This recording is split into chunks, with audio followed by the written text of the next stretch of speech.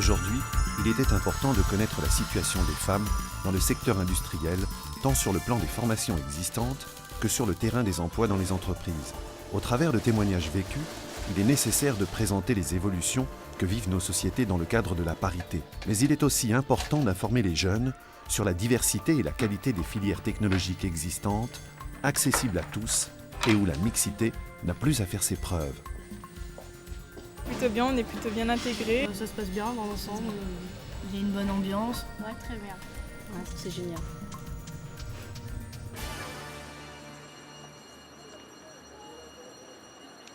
On est dans la variété et dans une offre qui permet à chacun de trouver ce qu'il souhaite dans le domaine industriel. Le nombre de jeunes filles est encore très insuffisant, à mon point de vue, dans ce secteur, dans la mesure où nous sommes convaincus qu'il y a des débouchés et des débouchés intéressants pour les jeunes qui ont suivi ce cursus. Et il n'y a donc aucune raison que les filles n'aient pas accès autant que les garçons. Leurs qualités intellectuelles sont évidemment les mêmes, leurs qualités techniques sont également les mêmes, elles le démontrent chaque jour lorsqu'on en a dans les filières, et leur capacité d'adaptation dans la vie professionnelle est tout aussi performante que celle des garçons. Je suis en terminale STI, option structure métallique. J'ai un but plus tard, j'aimerais faire en Australie de la soudure sous-marine. Et donc c'est en structure métallique qu'on pratique le plus de soudure. Il ne faut pas se poser de questions, que même si y a des préjugés, qu'il faut y aller, que les filles ont leur place dans l'industrie et que c'est pas un métier accessible rien qu'aux garçons. C'est plutôt bien, on est plutôt bien intégrés et ouais, ça dépend du caractère des garçons, mais en général ils sont plutôt gentils. Ordinairement, majoritairement, c'est un métier d'homme. Et pourquoi? Alors peut-être pour des capacités physiques, de soulèvement de charge, de résistance au bruit, à la chaleur, aux travaux de force. Le métier de soudeur, c'est un métier qui est pratiqué par des hommes en général. C'est un métier difficile aussi. Qui dit soudure dit port de matériaux et c'est quand même un métier très physique.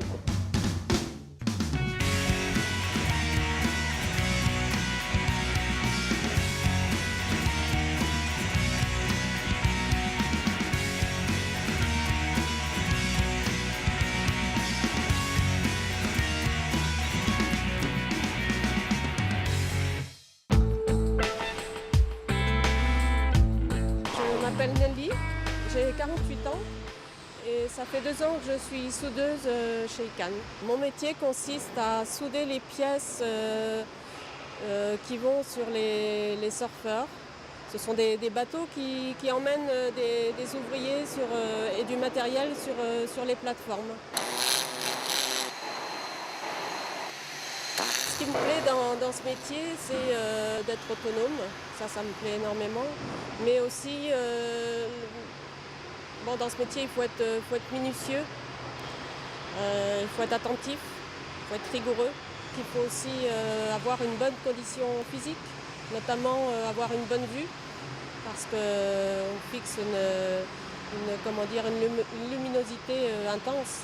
Et donc ça, c'est assez fatigant quand même.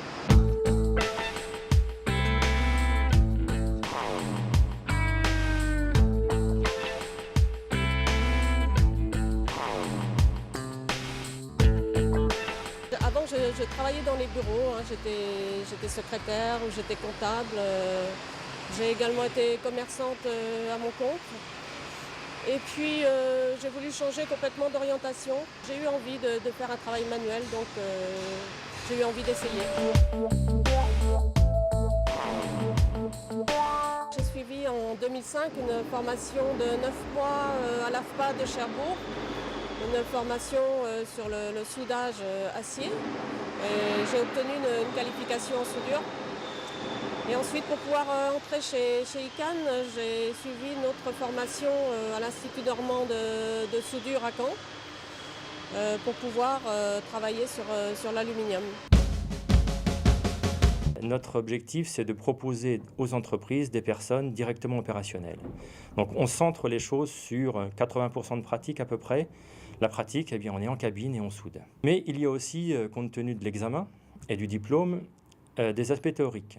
Alors les aspects théoriques, c'est du dessin technique, à savoir quelques calculs professionnels, parce qu'on est amené à faire du traçage, à faire du débit, savoir calculer, et puis également de la technologie, connaître un petit peu les métaux, les phénomènes de fusion, quand on est soudeur, c'est important, les différents types de procédés, tout ce qui fait qu'on va être qualifié dans ce métier-là. Je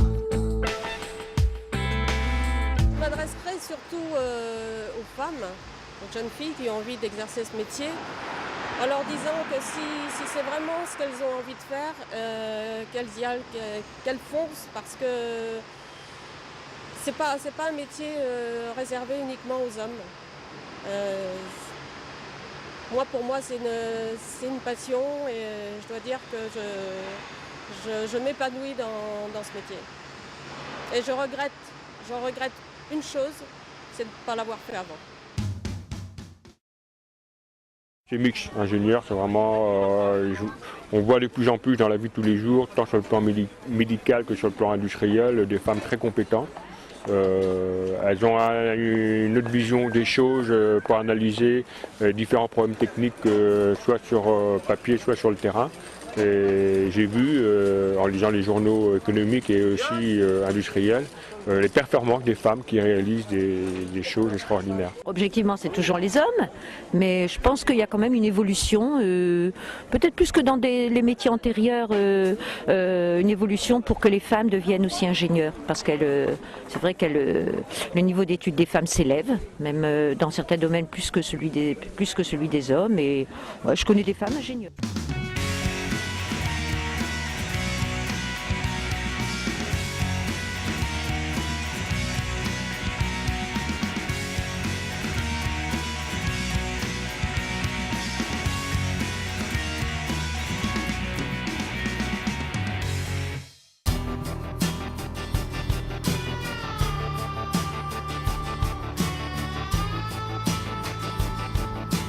Je suis Solène Buriot, je suis ingénieure maintenance dans la société IMEX Service depuis 6 mois. Actuellement, je suis chargée des études pour la réalisation d'un projet de maintenance. Il s'agit donc de réaliser toutes les études amont avant de pouvoir réaliser le projet, donc tout ce qui est mode opératoire, analyse de sûreté, etc. Et ensuite, une fois que le projet sera en phase réalisation, ce sera d'assister les travaux. Pour être embauchée à IMEX Service, en fait, je suis allée au Forum des métiers d'aujourd'hui et de demain, donc de l'année dernière, et j'ai rencontré directement le directeur de l'entreprise. Et donc, j'ai pu le voir et je lui ai donné mon CV, et puis du coup, il m'a embauchée.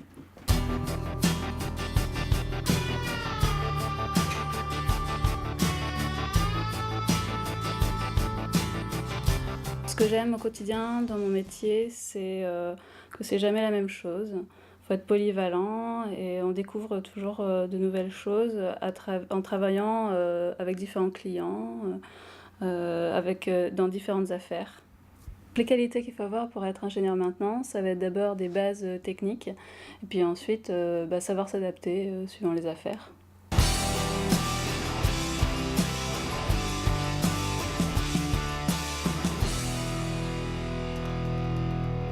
Donc après un bac scientifique, j'ai fait un IUT mesure physique et ensuite je suis rentrée dans l'école d'ingénieurs généralistes du CESI par apprentissage.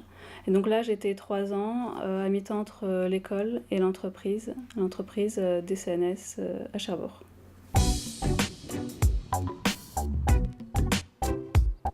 La formation licence pro maintenance en milieu nucléaire se déroule de la fin septembre jusqu'à la fin août de l'année qui suit.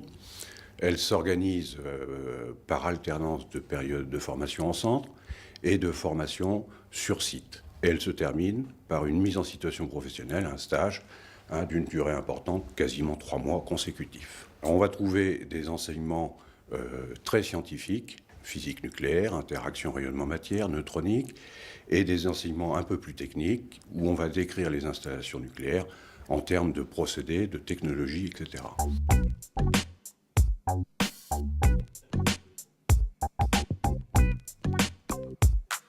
C'est une formation qui est professionnalisante, mais rien n'empêche les étudiants de postuler à la poursuite d'études dans un cycle de formation d'ingénieur, par exemple. C'est une formation, effectivement, qui est assez bien cotée en termes de profil, puisque j'annonce un délai moyen d'attente à l'embauche d'1 mois, sachant que ces dernières années, il tourne plutôt autour de 15 jours.